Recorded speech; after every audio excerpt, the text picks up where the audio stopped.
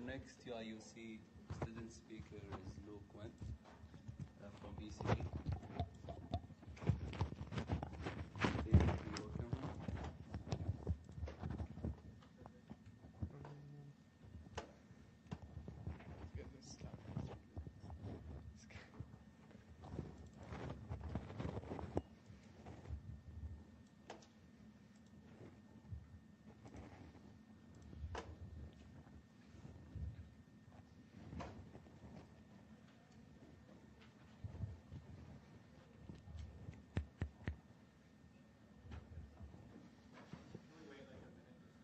Sure, sure.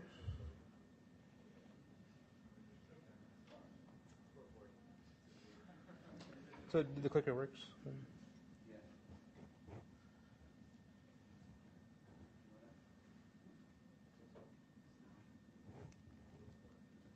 Yeah, okay.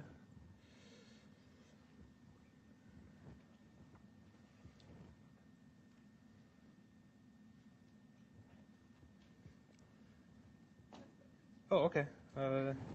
Well, yeah, my name is Luke. I'm going to be presenting on global optimal nonlinear adaptive control through domain linearization. And what's motivating the work is I'm interested in underactuated, undermeasured nonlinear dynamic models, and whether or not it's possible to find optimal adaptive state feedback solutions to such models in a very general way. So, for example, consider the inverted pendulum on a cart, which has 4 states, 2 outputs, 1 input. In its operational unstable state, with the pendulum vertical, this is the model on the right.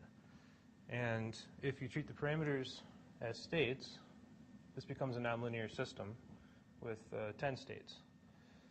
So you have two outputs, 1 input, and 10 states. And the question is there any way to identify the states and stabilize the system all in the first try, right? And that seems like a really hard thing to do. So one way you can do this is you can locally linearize, and you create a, so you calculate your Jacobian from A and your Jacobian from C, and you can calculate your LQR state feedback control and your observer gain with your state observer. And you're doing this calculation at each instant in time as you're estimating the state of the system, right?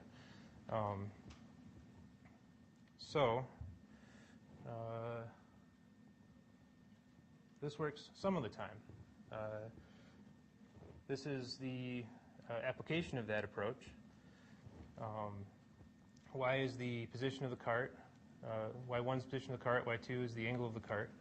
And theta is the parameters of the system. And some of the time is capable of estimating and stabilizing the system. But the performance is entirely unpredictable. The bandwidth of the control is unpredictable, and the ranges of the outputs are unpredictable. So it's not really something that you can implement as a viable solution. And the reason is that local linear model that you're using is treating all the nonlinearity as the full domain as being the linear system over that domain.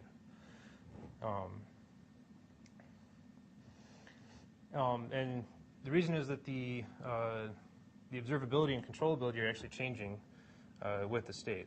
So again, observability is your ability to estimate states, and controllability is your ability to influence states.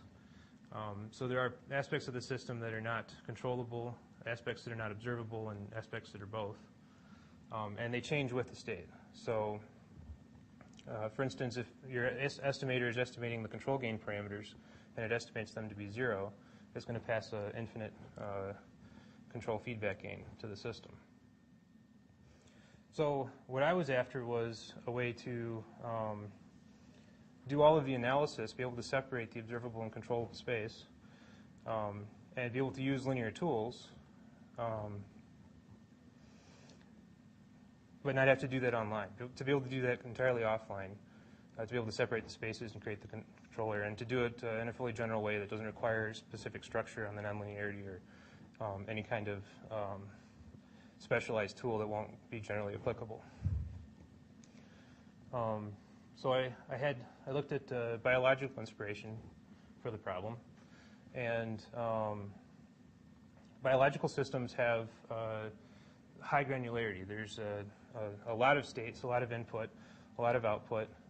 There's local continuity. The states themselves have finite rates and finite domain, and they're intrinsically nonlinear. So radial basis functions are a nice way to characterize this kind of behavior. And the idea is that there is an abstract state space, and the state space is your nonlinear dynamic system is existing in this state space. And there are points of distance that you're measuring, distance from,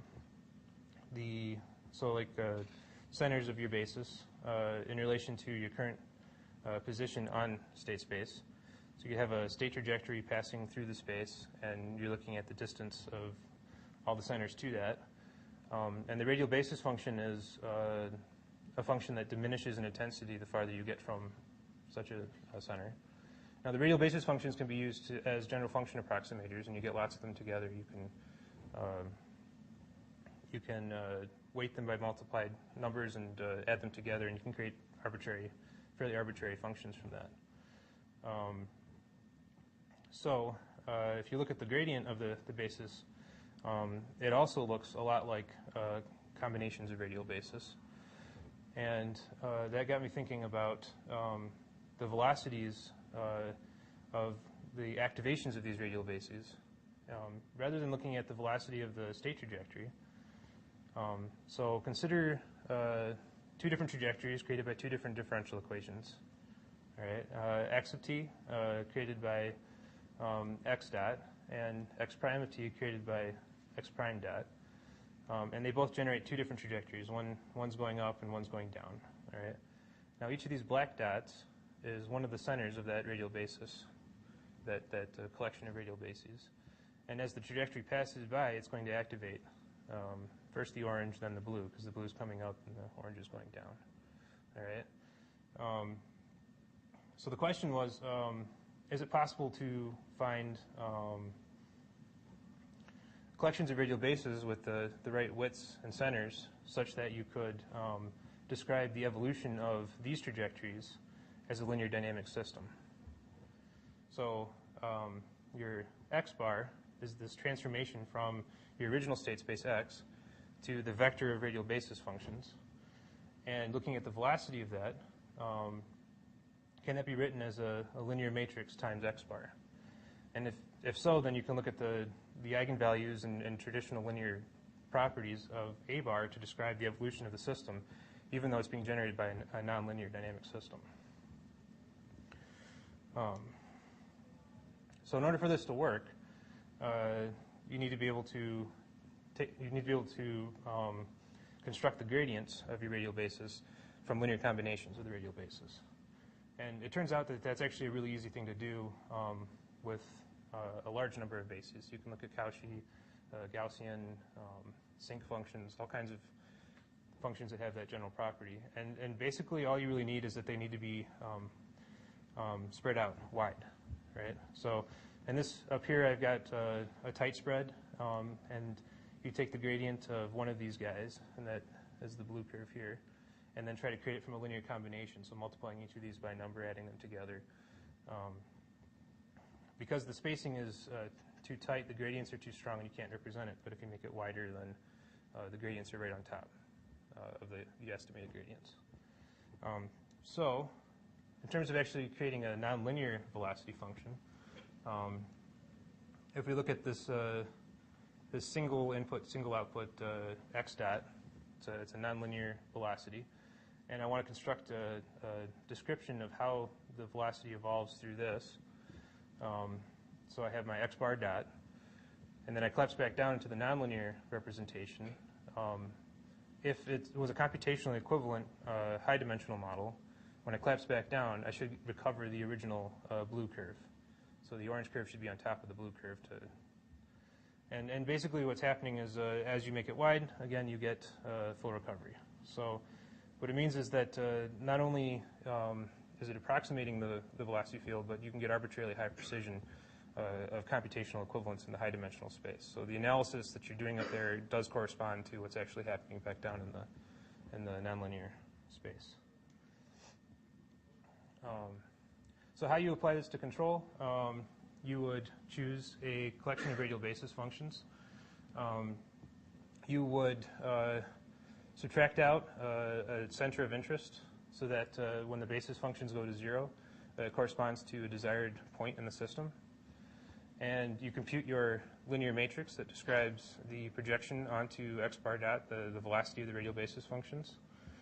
And purely engineering the stability of that closed loop system offline before you implement it will give you a full solution to whatever nonlinear system that you're interested in, regardless of the structure that it has. You don't need any specific structure. And you can isolate the observable and controllable aspects of the system. So before, when I was calculating K and L, my state feedback gain and my observer gains, in an online manner, computationally expensive and also unpredictable in terms of its performance. Now I can actually calculate K bar and L bar from the observable and controllable spaces and entirely separate the problem.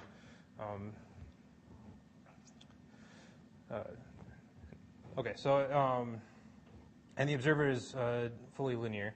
You can also collapse it back down into nonlinear representation. So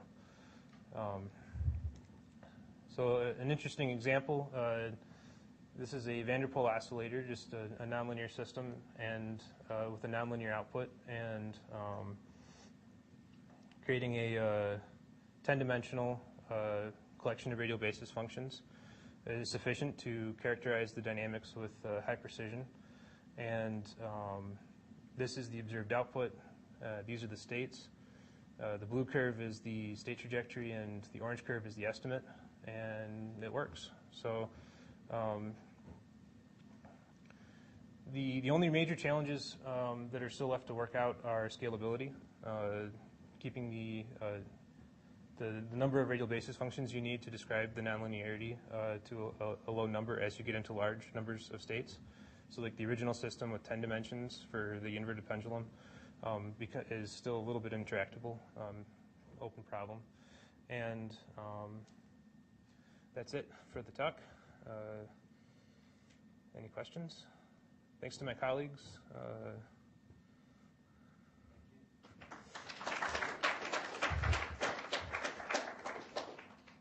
We can take questions from the audience.